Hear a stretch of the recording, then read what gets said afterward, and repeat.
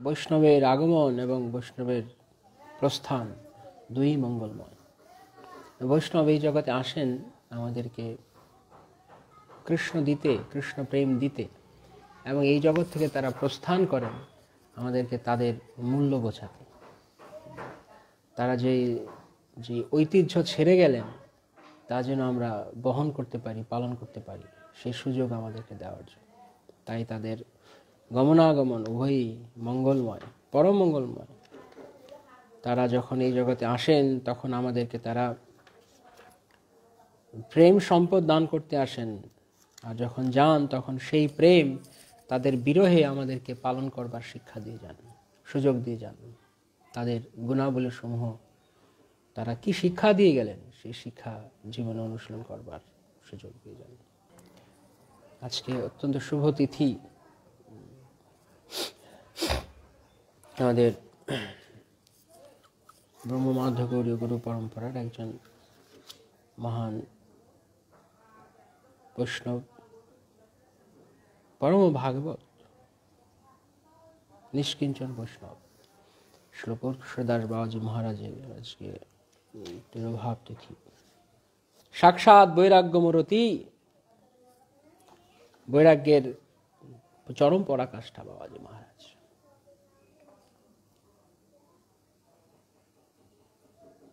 ভিক্ষা করে যদি কেউ কিছু ভিক্ষা দেয়, সেই ভিক্ষা করে যদি কিছু চাল পাওয়া যেত, তবে বাবাজি মহারাজ সেই চাল তিনি জলে, গঙ্গায় জলে ভিজিয়ে রাখতেন। তারপর সেই একটু নরম হয়ে যাওয়া চাল পেতেন। আমাদের মধ্যে রান্না করে চাল থেকে অন্ন বানানো নয়, চাল ভিজিয়ে নরম করে পেতেন। আর গায়ে কি পরতেন জানেন? তিনি গায়ে পরতেন, যখন মৃতদেহ নিয়ে যেত শ্মশানে, তখন গায়ে কাপড়টা ফেলে দেয়, অন্য কাপড় পরায়। যেই কাপড়টা গায়ে থাকতো সেই কাপড়টা ফেলে দেওয়া হতো। তো সেই কাপড়টা মৃতদেহের ছাড়া কাপড়, একটা কাপড় পরা থাকে। সেই ধুতিটা বা সেই বস্ত্রটি তিনি জলে ধুয়ে, গঙ্গায় ধুয়ে তিনি পরতেন। ছিঁড়ে তা থেকে কৌপিন বানাতেন, আর তা থেকে কোন রকম বহির্বাস নির্মাণ করতেন। এই হচ্ছে বাবাজি মহারাজের বৈরাগ্য। তারা কারা ছিলেন? জগৎকে শিক্ষা দেওয়ার জন্য নাকি? আমরা অবশ্য তার পুরো অনুকরণ করতে পারবো না হয়তো আজকালকার দিনে, কিন্তু তাদের ভাবটি গ্রহণ করা। ভাবটি কি? যতটা জড়জাগতিক চাহিদা যতটা মিনিমাইজ করা যায়, কি বলা যায়, কমিয়ে আনা যায়, হ্রাস করা যায়, যতটুকু হ্রাস করা যায়, সেটা হচ্ছে বৈষ্ণবের লক্ষ্য। অপ্রয়োজনীয় কিছু বাড়ানো তার উচিত না। তো বাবাজি মহারাজ যে শিক্ষা দিয়েছেন সেই শিক্ষা হয়তো আমরা সরাসরিভাবে একদম ওই রকমভাবে পালন করতে পারবো না, কিন্তু তা না পারি তার ভাব কেন, যত বেশি জড়জাগতিক সম্পদ, যত বেশি জড়জাগতিক আয়োজন, তত বেশি নিজেকে পঙ্কিলতায় জড়িয়ে ফেলা। সেজন্য সে শিক্ষা তিনি আমাদেরকে দিয়েছেন। কেউ কেউ ভাবছেন এটা জরুরি, আবার কেউ কেউ ভাবছে অর্থাৎ বেশি করা হয়ে যাচ্ছে, খুব কর্কশ হয়ে যাচ্ছে। তো আসলে হিন্দিতে একটা কথা বলে, এই কথাটি কাউকে উদ্দেশ্য করে বলছে না, এটা ইন জেনারেল। লাত কা ভূত বাত সে নেহি মানতা। আমরা হচ্ছে এমন লোক যে আমরা সহজে ঠিক হবার নয়। যেমন ছোট শিশু নয়, যারা স্কুল যায়, বাচ্চারা স্কুলে যে বাচ্চারা যায়, তাদেরকে যদি এখন টিচার এরকম ভালোবাসা, আদর, স্নেহতে একেবারে মায়া মমতা একেবারে মাথায় তুলে ফেলে, শিখবে কোনোদিনও কিছু? স্কুল গোয়িং বাচ্চাদের কি করে? আমরা সবাই স্কুলে যারা ছিলাম তারা কি টিচারের কাছ থেকে কি পেয়েছি? বেত। এমন কেউ আছেন যে ছোটবেলায় স্কুলে বেতের বাড়ি খাননি? হয়তো থাকতে পারেন যারা খুব ভালো। কখনো দুষ্টুমি করেননি। আমি খেয়েছি, অস্বীকার করব না। নিজে দুষ্টুমি না করলে আরেকজনের দুষ্টুমির দায় পড়েছে তো মার খেয়েছি। অথবা কখনো পড়া পারিনি, তখন হাতে চটং চটং বাড়ি দিয়েছে, মার দিয়েছে। কারণ মার না খেলে আমরা ঠিক হই না। যদি কারোর কাছে কর্কশ লাগে, নিম পাতা কাল মেঘের মতো লাগে, কিছু করার নেই। কারণ শাস্ত্র কথা এরকম, শাস্ত্র কাউকে তোয়াজ করে চলে না। আচার্যগণ কারোর মনোরঞ্জন করতে এই জগতে আসেন, তারা শিক্ষা দিতে এসছেন। শিক্ষা কিভাবে দেয়? শিক্ষা নরম নরম কথায় শিক্ষা দেয়। আছে নরম কথায় অনেকে বলে, কিন্তু হৃদয় ভেদ করে। বিদ্যতে হৃদয়ে গ্রন্থি ছিন্দন্তে সর্বসংশয়া ক্ষীয়ন্তে চর্য কর্মাণি দৃষ্টায় বা আত্মনিশ্বরে। ভগবত কথা, হরি কথা হতে হবে যা হৃদয় এফোর ওফর করে দেবে। গুলি দিয়ে বুলেট বুলেট বুলেট একদম ঝাঁঝরা করে দেয় বুক। ভগবানের কথা সেরকম। শতাং প্রসঙ্গান মম বীর্য সংবিদ, অত্যন্ত বীর্যবতী কথা, অত্যন্ত শক্তিশালী কথা, তাই হৃদয়ে স্পর্শ করবে। তাই শাস্ত্রের কথাগুলো এরকম। ভাগবত যারা যারা পড়েছেন, ভাগবত পড়ার অভিজ্ঞতা রয়েছে, ভাগবত কি কথায় পূর্ণ। ভাগবত শুরুতে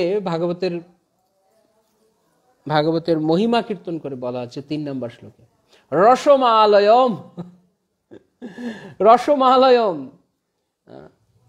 কিন্তু যদি ভাগবত পড়বেন, যেমন সেদিন আমরা পড়ছিলাম, বিদুর তিনি ধৃতরাষ্ট্রকে ধমক দিচ্ছেন, কুকুরের মতো পড়ে আছে এদের কাছে, রসমালয়ম, দেখ রসমালয়ম কথা, ধমক দিচ্ছেন।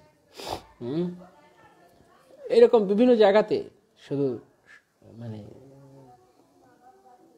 কড়া কথা রয়েছে ভাগবতে, কঠিন কথা। চিত্রকেতু, তাকে সে নারদমুনি বলছে, মূর্খ তুমি, মূর্খ, কেন তুমি তোমার পুত্রকে আপন বলে মনে করছো, এবার নাও ঠেলা বোঝো। আসলে পুত্রটি কে ছিল? কে কে জানেন? চিত্রকেতু মহারাজের পুত্রটি কে ছিলেন? কে জানেন? তো নারদমুনির কথায় মর্মভেদী বাক্য। তুলসীদাসজির কথা আপনারা অনেকে জানেন। স্ত্রীর কর্কশ বাক্যে তিনি ভগবান রামচন্দ্রকে পেয়েছেন। স্ত্রী যদি তাকে মায়া মমতা ভরা বাক্য বলতেন, তিনি কোনোদিন রামচন্দ্রের ভক্ত হতেন? জড় জগতের দুঃখ কষ্ট কে চোখে আঙ্গুল দিয়ে দেখিয়ে দেওয়া, এটাই আচার্যগণের কাজ। তাই তারা সেই কার্য আমাদের জন্য করেছেন। কারণ আমরা সোজা কথার মানুষ নই, ভালো কথার লোক আমরা নই। শ্রী গোরক্ষদাস বাবাজি মহারাজ এর কাছে ভক্তি সিদ্ধান্ত সরোজ ঠাকুর প্রভুপাদ গিয়েছেন, বিমলা প্রসাদ। তো তিনি মনে করতেন আমি খুব বিশাল বড়, তিনি মনে করতেন, মানে এই কথা ভক্তি নিজে বলেছেন, আমি মনে করতাম আমি খুব বড় কিছু। কেন কি আমি লাইফ টাইম আমি সেলিব্রেট, কি বলে, আকুমার ব্রহ্মচারী, নৈষ্ঠিক ব্রহ্মচারী, পরম চরিত্রবান। আমি বিভিন্ন শাস্ত্রে, বিভিন্ন ভাষায় পারদর্শী, বিভিন্ন শাস্ত্রে পারদর্শী, জ্যোতিষী, পদার্থবিদ, গণিত শাস্ত্রজ্ঞ, সব কিছুতে এক্সপার্ট। কিন্তু যখন আমি আমার গুরুর কাছে গেলাম, কোন গুরু? যে গুরুর জাগতিক অক্ষর জ্ঞান পর্যন্ত নেই। বাবাজি মহারাজ পড়াশোনা জানতেন না, নিরক্ষর। তার কাছে গিয়েছেন এক মহাপণ্ডিত ভক্তি সিদ্ধান্ত সরস্বতী ঠাকুর। আমি যখন আমার গুরুর কাছে গেলাম, তখন আমার গুরু আমাকে পাত্তাই দিলেন না, এবং আমাকে মানে মনে করলো আমি কিছু না। যখন বিমলা প্রসাদ তিনি যখন ভক্তি গোরক্ষদাস বাবাজি মহারাজের কাছে গেছেন, বাবাজি মহারাজকে গিয়ে বলছেন, বাবাজি মহারাজ আমাকে কৃপা করে আপনার শিষ্য করুন। আজকালকার দিনের কোনো গুরু হলে এরকম ফেমাস ব্যক্তিত্ব পেলে বিমলা প্রসাদের মতো, ঠাকুর বিমলা প্রসাদের মতো লুফে নিত তাকে শিষ্য করার জন্য, তাকে শিষ্য বানানোর জন্য। একটা প্রশ্ন করেছিলাম মাঝখানে, এখনো কোনো উত্তর পাইনি। চিত্রকেতু মহারাজের পুত্রটি আসলে কি ছিল? আচ্ছা বলছি কে ছিল। এখন বলার পরে সবাই বলল, ওটা তো জানতাম। পুত্রটি ছিল আসলে শত্রু, নারদ মুনি বলছেন ও ছিল আগের জন্মে তোমার শত্রু ছিল, এখন তোমার পুত্র রূপে এসছে, আসলে শত্রু ছিল। এখন উত্তরটা আপনারা জানেন? এখন ও আচ্ছা, এটা উত্তর ছিল, শত্রু ছিলেন, শত্রু।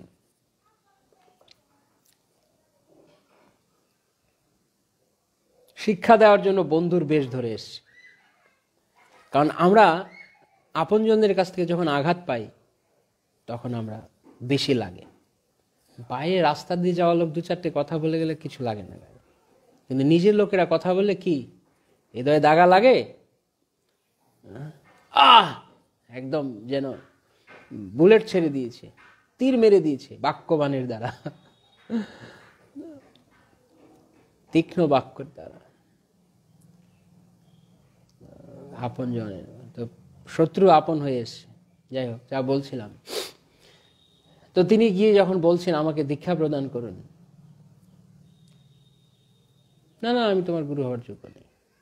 আজকালকার দিনে গুরু হবার যোগ্য হোক কি না হোক, এরকম শিষ্য পেলে আগে বাগে নিবে। কেন? এটা সম্মানের বিষয়, অমুক আমার শিষ্য। ফর এক্সাম্পল, ধরুন আজকের দিনে যদি কেউ মুকেশ আম্বানি যদি কোনো একটা অর্গানাইজেশনে যায়, কোনো একটা ধর্মীয় সংস্থায়, তো সেই ধর্মীয় সংস্থা কি করবে? পরের দিন সমস্ত মিডিয়াতে ছড়িয়ে দিবে, মুকেশ আম্বানি আমাদের কাছে এসছে, আমাদের গুরু। ওরে বাবা রে বাবা। আর সে যদি এই বাংলার কোনো পথে ঘাটে পাওয়া কোনো ধর্মীয় সংস্থা হয়, যাদের নাই চাল নাই চুলো, তাহলে তার কথাই নেই, সারা বাংলায় তার ছবি পোস্টার টানিয়ে দিবে।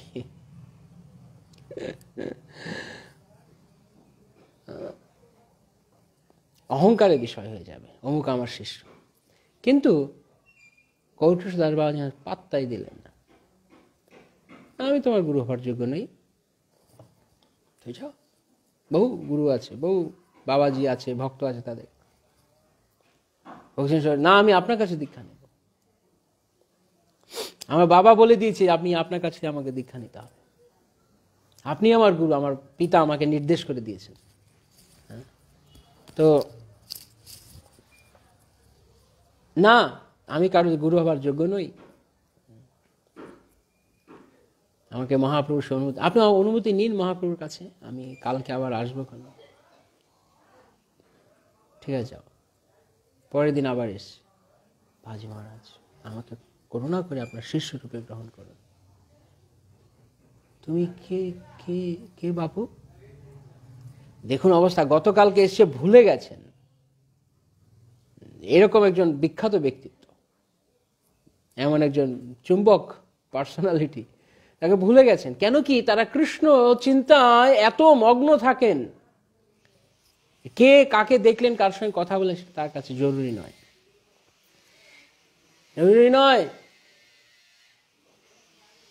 ভুলে গেছেন। কে তুমি? আমি কালকে এসেছিলাম, কেদারনাথ দত্তের ছেলে। ও আচ্ছা, তুমি কেদারনাথ দত্ত, ভক্তিবিনোদ ঠাকুরের ছেলে, বলো কি চাও? বাবাজি মহারাজ কালকে বললাম আমি দীক্ষা নেব, আপনি কৃপা করে আমাকে আপনার শিষ্য রূপে গ্রহণ করুন, আপনার সেবক রূপে গ্রহণ করুন।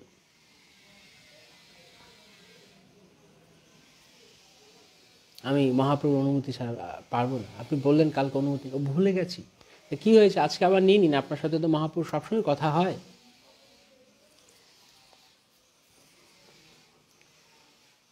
তো তুমি বলছো হ্যাঁ জিজ্ঞেস করেছি, হবে না, তুমি আমার শিষ্য হতে পারবে না, মহাপ্রভু অনুমতি নেই, ঠেলে দিচ্ছে দূরে। কেননা নিষ্কিঞ্চন বৈষ্ণব, কোনো রকমের প্রতিষ্ঠার ধার কাজ দিয়ে তিনি নেই। তার উদ্দেশ্য শিষ্য করে নাম কামানো নয়। আকাশে একখানা চাঁদ যথেষ্ট, কতগুলো স্টুপিড তারার দরকার নেই, একটা মুন, একটা চাঁদই যথেষ্ট। প্রভুপাদ বলতেন, পার্সেন্টেজ বিচার করলে আমরা কিছুই না। কিন্তু Prabhupada, what is this nonsense percentage? What is this nonsense percentage? There are so many millions of stupid stars in the sky, but we need only one moon. তো গৌরকিশোর দাস বাবাজি মাঝে কতগুলো মিলিয়নস অফ স্টুপিড স্টার ছিল না, কিন্তু একজন চাঁদ ছিলেন, তিনি হলেন ভক্তি সিদ্ধান্ত সরস্বতী ঠাকুর।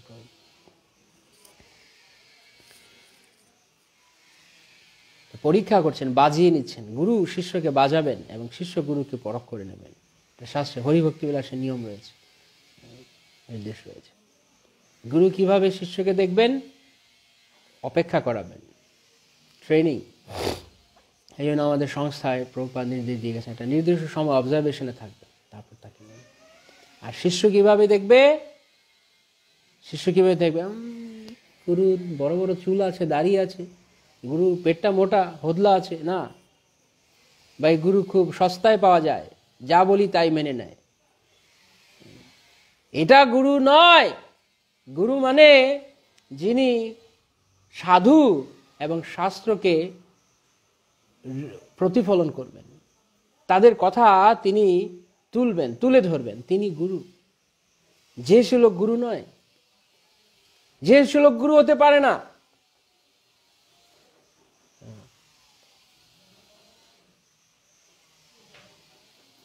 সাধু শাস্ত্র গুরু বাক্য, চিত্তিতে করিয়া ঐক্য, আর না করি মনের আশা।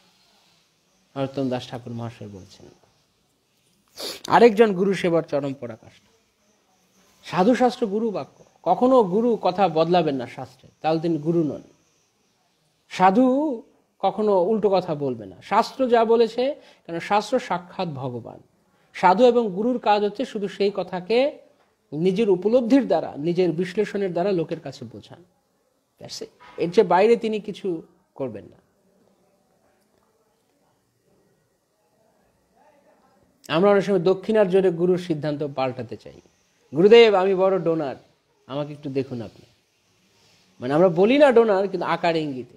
আমি বহু দেখেছিলাম ছোট্ট এই 28 বছরের জীবনে, ভক্তি জীবনে অনেক ধরনের এরকম উল্টো পাল্টা লোক দেখা গেছে, ভালো লোকও দেখা গেছে, অস্বীকার করে না, ভালো লোক দেখা গেছে, উল্টো পাল্টা। আর এখন গুরু বৈষ্ণবের করুণায়, গুরুদেবের কাছাকাছি থাকার কারণে দেখছি কিছু লোক, তা বড় বড় যারা পয়সার জোর আছে, তারা যা খুশি তা প্রশ্ন করছে গুরুর কাছে। গুরুদেব যা খুশি তা বলার জন্য নয়, গুরুদেব ক্যানভাসার নয় যে পকেট থেকে পয়সা বাড়িয়ে দিলাম বাস তার সিদ্ধান্ত বদলে গেল। গুরুদেব কোনো হাতুড়ি ডাক্তার নয়, গুরুদেব সৎবৈদ্য। সরস্বতী ঠাকুর প্রভুপাদ বারবার এই সৎবৈদ্য শব্দটি ইউজ করতেন। গুরু হচ্ছেন সৎবৈদ্য, তিনি দক্ষিণার জোরে সিদ্ধান্ত পাল্টান না। ভালো লাগুক কি না লাগুক, আপনি গ্রহণ করুন কি না করুন, কিচ্ছু যায় আসে না। কারণ আমরা একটা চাঁদ চাই, আমরা হাজার হাজার লক্ষ লক্ষ তারা দিয়ে আমাদের কাজ নেই। কেন? লক্ষ তারা আকাশকে আলোকিত করে না, একটা চাঁদ আকাশকে আলোকিত করে। So we want cream, cream, একদম সার চাই। ফালতু লোকের আনাগোনার দরকার নেই। দুষ্ট গরুর চেয়ে শূন্য গোয়াল ভালো, বাংলায় বলে।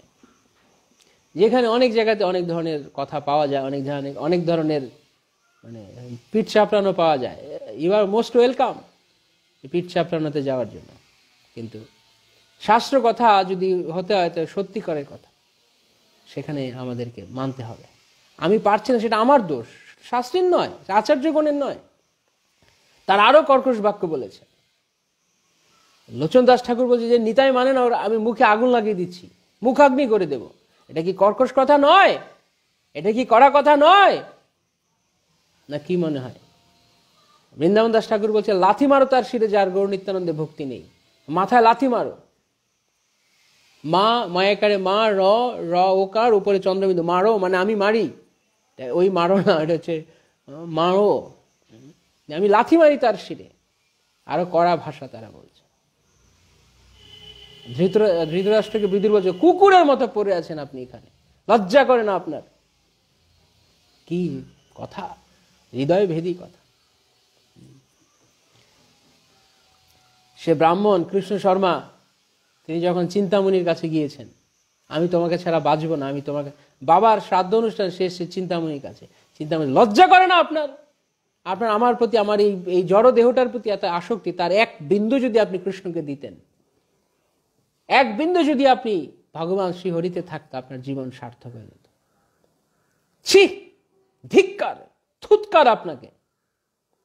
কর্কশ বাক্য, হৃদয় ভেদী বাক্য, ব্যাস এক কথায় কাজ হয়ে গেছে একদম। বিল্লামঙ্গল ঠাকুর মহান বৈষ্ণব আচার্যে পরিণত হয়ে গেছে। সেদিন বলছিলাম না যে কখনো কখনো সাধুরা সামনে হাতে ধরে নিয়ে যায়, কখনো পেছন থেকে কেউ লাথি মারে, দুজনই বন্ধু। তাই কারা কারা দুঃখ দিচ্ছে তাদের শত্রু ভাবা নয়।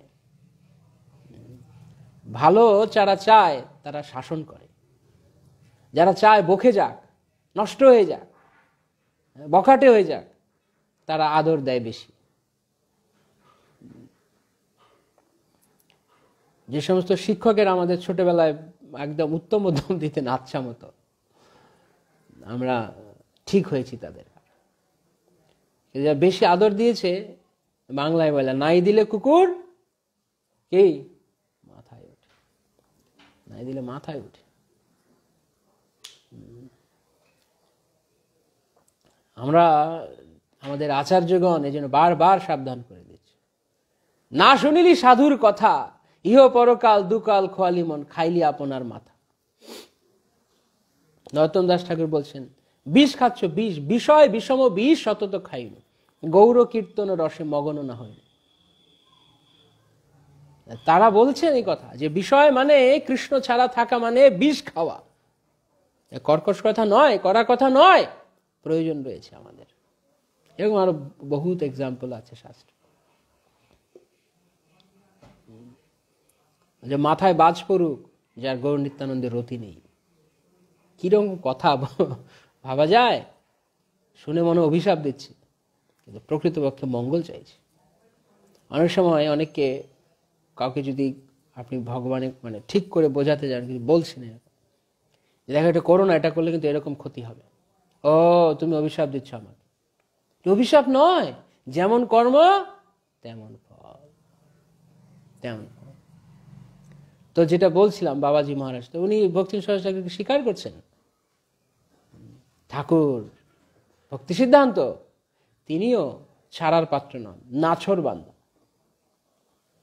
নাছর বান্দা, তিনি চরণে পড়ে আছেন। এইভাবে আসলে গুরু কৃপা পেতে হয়।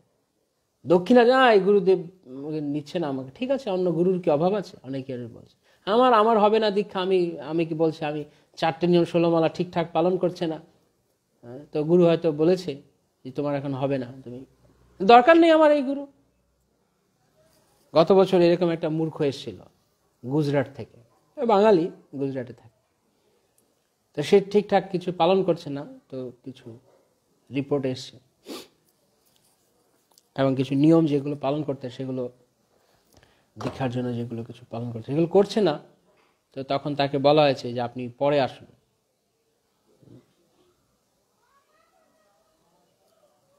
বলছে আমার দরকার নেই, আমার দীক্ষা লাগবে না, ইসকনে অনেক গুরু আছে, আমি ওই এই নির্দিষ্ট গুরুর কাছ থেকে না নিলে কি হবে।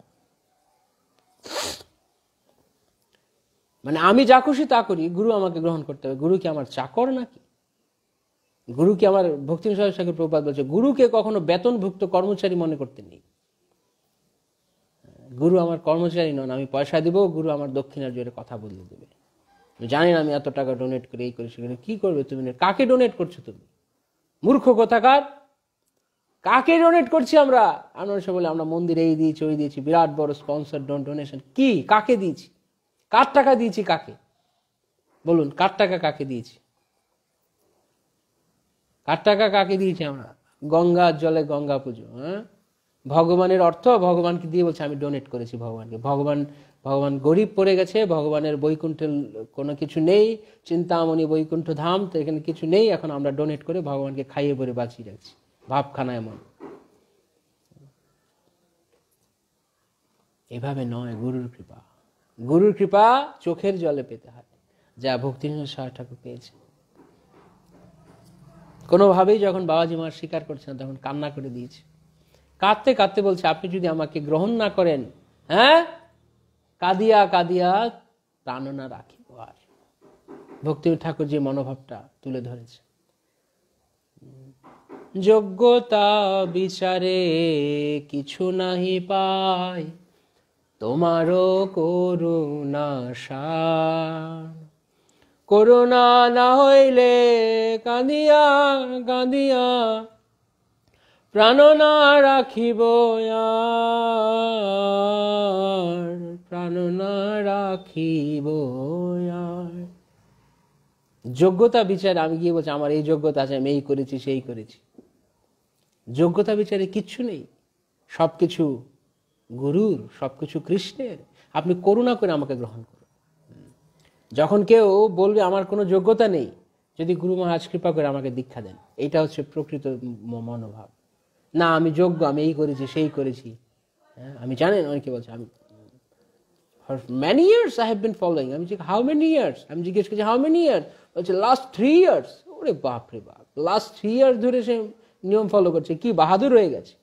লোকেরা কত 30 বছর ধরে করছে, এখনো তারা দীক্ষা পায়নি। অনেক 3 years করছে, কি বাহাদুর সে। বলছে for many years I have been following।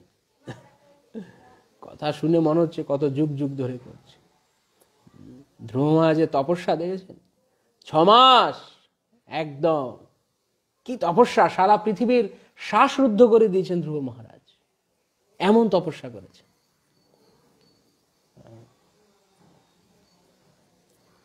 তপস্যা করতে হবে, এই জীবন তপস্যার জন্য। তপ দিব্যং পুত্র কা, ঋষভদেব বলছেন। এটা এই দেহটি কুকুর বেড়ালের মতো, কুকুর শুয়োরের মতো নষ্ট করার জন্য নয়। ইন্দ্র সুখ ভোগ কুকুর শুয়োরের জন্মে পাওয়া যায়, এই জীবনটি আত্মোপলব্ধির জন্য। এটি উপভোগের শরীর নয়, এটি ভগবানের সেবায় লাগানোর শরীর, গুরুর সেবায় লাগানোর শরীর। কিন্তু কি করব, চেতনা, চেতনা তো কলুষিত, তাই চেতনা বারবার বারবার ওই নিজেকে বড় মনে করাচ্ছে, দেহাত্ম বুদ্ধিতে রয়েছে। তো যখন ভক্তিনাথ সরস্বতী গিয়ে বলছেন, কান্না করে দিয়েছেন, তখন চোখের জলে, তখন কৌশিকদাবাদ মহারাজ বলেছে সব ধুয়ে গেছে চোখের জলে, তিনি এখন শিষ্য হবার যোগ্য। তো এই ভক্তিনাথ সরস্বতী ঠাকুর প্রভুপাদ তিনি পরবর্তীকালে এক সময় তিনি বলছেন তার গুরুর কথা, যে আমি এত ভালো, আমি এত ভালো, নৈষ্ঠিক ব্রহ্মচারী থেকে শুরু করে আমার সমস্ত গুণ যোগ্যতা রয়েছে, আমি এত ভালো, সবাই আমাকে সম্মান করে আমাকে, আমি এত ভালো, আমি গুরুর কাছে গেলে আমার গুরু আমাকে, আমার গুরু আমাকে একেবারেই মানে পাত্তা দিলেন না, একেবারেই পাত্তা দিলেন না, আমার এত ভালোকে তিনি আঘাত করলেন। তখন আমি ভাবলাম আমার এত ভালোকে যিনি আঘাত করতে পারেন তিনি না জানি কত ভালো, আমার সবকিছু ভালো, আমার এত ভালোকে যিনি আঘাত করতে পারেন তিনি না জানি কত ভালো। তাই আমার এত ভালোকে তিনি পাত্তাই দিলেন, আমলেই আনলেন না। শিষ্যের, প্রকৃত শিষ্যের মনোভাব। গুরু শাসন করলে, সাধু শাসন করলে সে তা গ্রহণ করে এইভাবে, না না আমি ভালো হতে পারি, কিন্তু হয়তো আমাকে আরো ভালো হতে হবে। আমরা অনেক সময় বলি ভক্তি অনেক করেছি, অনেক স্যাক্রিফাইস করেছি, আর কত আর কত, এমনি মাছ মাংস খাওয়া ছেড়ে দিয়েছি, পেঁয়াজ রসুন খাই না, ডিম খাই না, চা পান খাই না, আর কত স্যাক্রিফাইস করবো, আবার জব করছি প্রতিদিন। পাহ, ভগবানকে পাওয়া কি এগুলো করলে সম্ভব?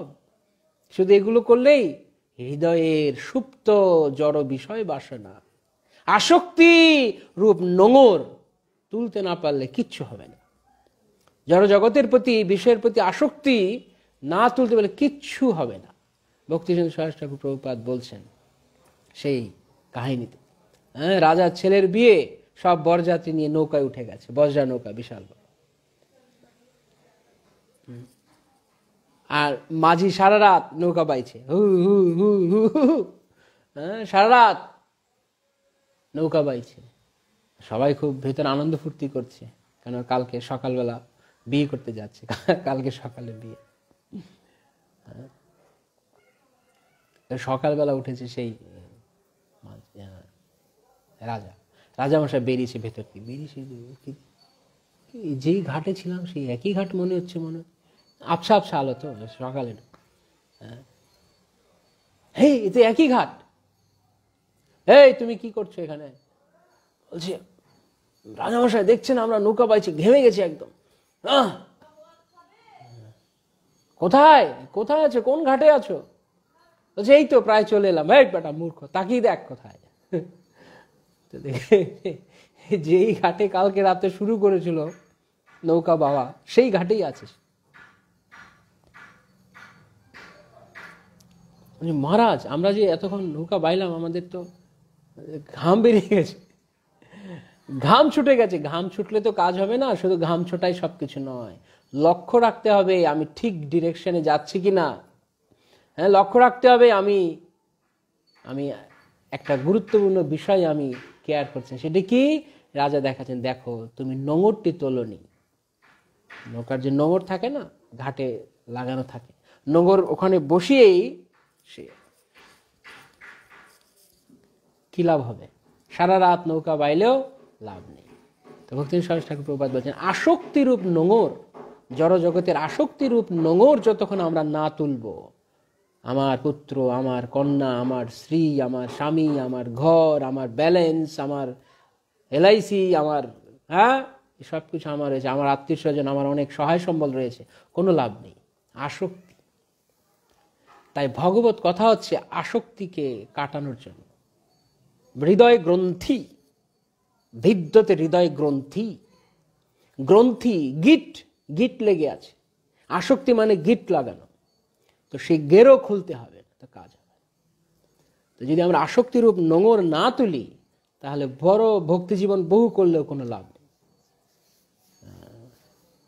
কোনো লাভ নেই। সময় বহি কেবলম। আসক্তি কোথায়? কৃষ্ণে, কৃষ্ণে আসক্ত হতে হবে।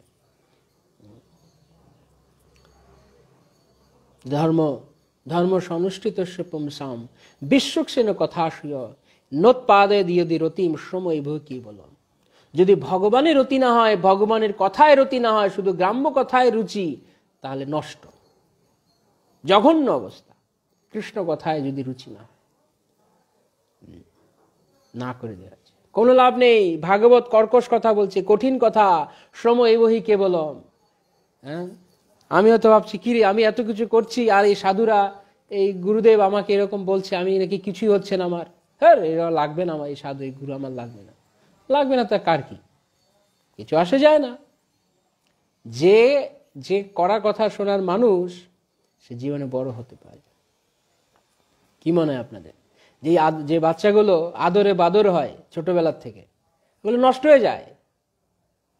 দেখেছেন এরকম এক্সাম্পল কখনো আপনারা? নষ্ট হয়ে যায়, বাবা মায়ের মানে অত্যধিক আদরে বাদ হয়ে যায়,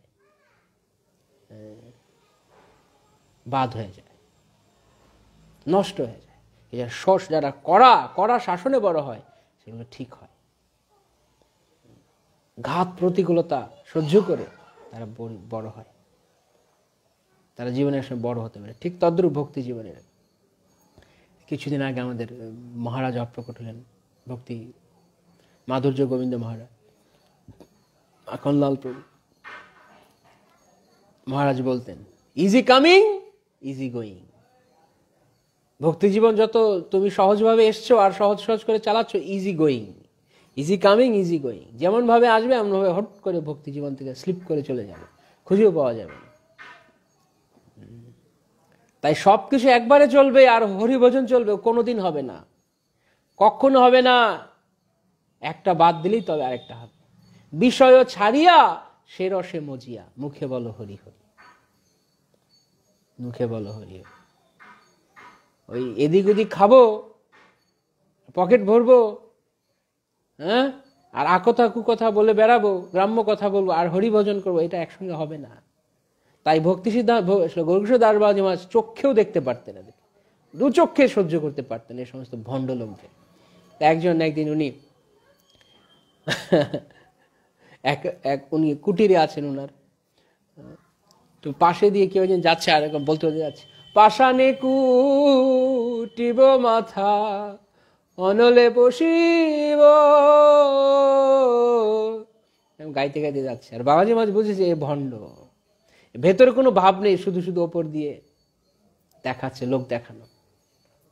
বাবাজি মহারাজ রেগে গেছে, কুট কুট মাথা কুট, মাথা কুট। খালি মুখে মুখে বললে হবে না, পাষাণে কুটি মাথা কুট, সত্যিকার অর্থে বৈষ্ণবের বিরহে মাথা কুট। মুখে মুখে শুধু গৌর গোবিন্দ স্বামী গুরুদেব বলতেন, lip service, don't give lip service. ঠোঁটের সেবা দিও না, হৃদয়ের সেবা দাও। আর মুখে মুখে অনেক কিছু বলতে ওস্তাদ, ভেতরে কিছু নেই, মাকাল ফল। তাই আচার্যগণ চোখে আঙ্গুল দিয়ে দেখিয়ে দিচ্ছে, তুমি সাধু। ভক্তি সরস্বতী ঠাকুর প্রবাদ বলছেন, বৈষ্ণব, তুমি কিসের বৈষ্ণব? দুষ্টমন, নিচের দিকে তাকাও, তাকাও নিচের দিকে, কি করছো? হ্যাঁ, এখনো ভিতরে প্রচুর বাসনা, জড় বাসনা, এর উপর দিয়ে মালা তিলক কেটে সুন্দর ঘুরে বেড়াচ্ছি। বাহ, সাধু বড় সুন্দর, হ্যাঁ সুন্দর সাধু, কিন্তু কিছু লাভ নেই আসক্তির উপর নোংর না তুললে। তাই আচার্যগণ আমাদেরকে সেই সুযোগ করে দিচ্ছেন তাদের কথার দ্বারা, সেই হৃদয় গ্রন্থিকে তারা ছিন্ন করছেন। একদিকে ভাগবত বলছেন রসমালয়, আরেকদিকে বলছে বিদ্যুতে হৃদয় গ্রন্থি ছিন্নন্তে সর্বসমস্যা। এই সমস্ত হৃদয় গ্রন্থিকে ছিঁড়ে দেবে কৃষ্ণ কথারূপ ক্ষুরধার অসির দ্বারা, তরবারির দ্বারা আমাদের হৃদয় গ্রন্থিকে ছিন্ন করতে হবে। হৃদয় গ্রন্থি ওই তোষামত করলে হৃদয় গ্রন্থি যাবে না। কুকুরকে আদর করে না, পুতু পুতু পুতু পুতু না কি বলে, আতু তু কি বলে, ওইসব করে আমরা ভক্তি জীবনে বাড়তে পারবো না। তাই ভক্তিনাথ ঠাকুর প্রভুপাদ বলছেন যে আমি যেদিন আমার গুরু আমাকে এমনভাবে বললেন, আমি বুঝলাম তিনি না জানি কত ভালো। আর সেই দিন আমি ঠিক করলাম আমার গুরু আমাকে যে ধাক্কা দিয়েছেন, এই ধাক্কা যদি আমি এই জগৎকে না দিই, জগৎ কোনোদিন ঘুম থেকে উঠবে না। ধাক্কা দিতে হবে, বড় জোরে ধাক্কা দিতে হবে, নাহলে এই জগৎ ঘুম থেকে উঠবে না। ঘুমিয়ে আছে শিশুর পিতা, সবাই ঘুমিয়ে আছে, ঘুমন্ত। কোথায় ঘুমিয়ে আছে? মায়া পিশাচির কোলে। কেউ যদি ঘুমিয়ে থাকে, ঘরে আগুন লেগে গেছে, আপনি কি করবেন? তাকে গিয়ে কি করবেন? হরে কৃষ্ণ প্রভু, আপনার গৃহে অগ্নি সংযোগ হয়েছে, দয়া করে আপনি শয়ন হইতে উত্থান করুন। আপনি কাব্য বলবেন তার কাছে, কবিতা বলবেন নাকি? তাকে গিয়ে চোটে ঝাঁকুনি দেব, ওট ওট বেটা, ঘরে আগুন লেগেছে, ওট এক্ষুনি ওট, আগুন লেগে গেছে, তাড়াতাড়ি ওট, ঘর থেকে বেরো।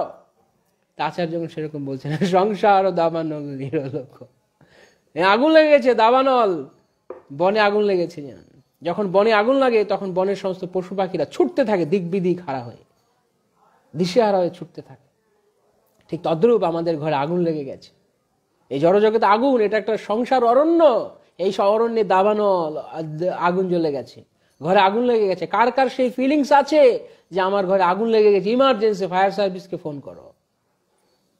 ঘরে আগুন লেগে গেছে আর সে শুয়ে আছে, না মাঘ মাসে আগুন লেগে গেছে তো ঠান্ডা লাগছে, মানে গরম লাগছে, ঠান্ডার মধ্যে একটু গরম, একটু তাপ লাগছে, ভালোই লাগছে, তো দুই অলস শুয়ে আছে। একটা বলছে পিপু, পিপু মানে আমার পিঠ পুড়ছে, আর পাশের থেকে আরেকটা বলছে ফিসু, মানে ফিরে শু। এত অলস, মুখের কথাটাও ঠিক করে বলছে না, অ্যাব্রিভিয়েশন ইউজ করছে, পিপু আর বলছে ফিসু। তো এই জগতে আমরা এরকম অবস্থা, একটা বলছে পিঠ পুড়ছে, আরেকটা বলছে হ্যাঁ ফিরসু। মানে ভক্তি সরোজ ঠাকুর প্রভুপাদের গল্প মানে কি? মানে এই জগৎ হচ্ছে চিটার আর চিটেডের বিজনেস।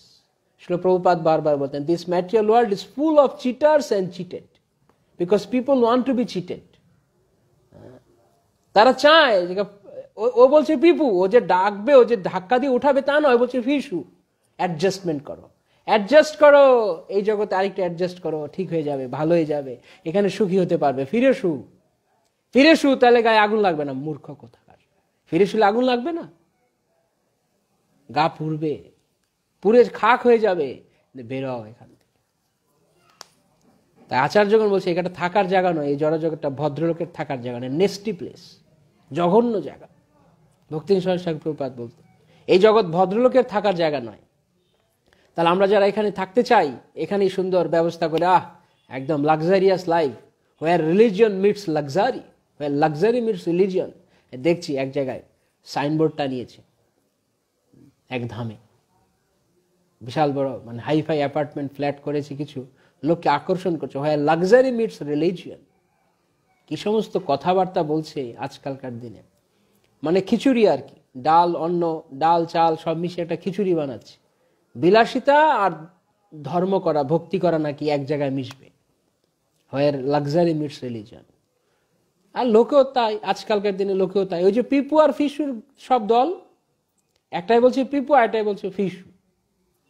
কিন্তু আচার্যগণ এসে তা করবে না, উঠে ধাক্কা মারবে, উঠে বের করে দেবে, ঘর থেকে বেরো, আগুন লেগে গেছে। যারা যারা সে ইমার্জেন্সি ফিলিংস রয়েছে তারাই কেবল যেতে পারবে ভগবানের কাছে, সিনসিয়ার হতে পারবে। অনেকে জিজ্ঞেস করে আমি সিরিয়াস হব কিভাবে, সিরিয়াস হব কিভাবে, আমি জানি আমি কোটিকাল বাঁচবো, আমি সিরিয়াস হব? আমি মনে করতে আমি এখনই মরে যাব, সে ইমার্জেন্সি হবে, ইমার্জেন্সি ফিলিংস তার হবে।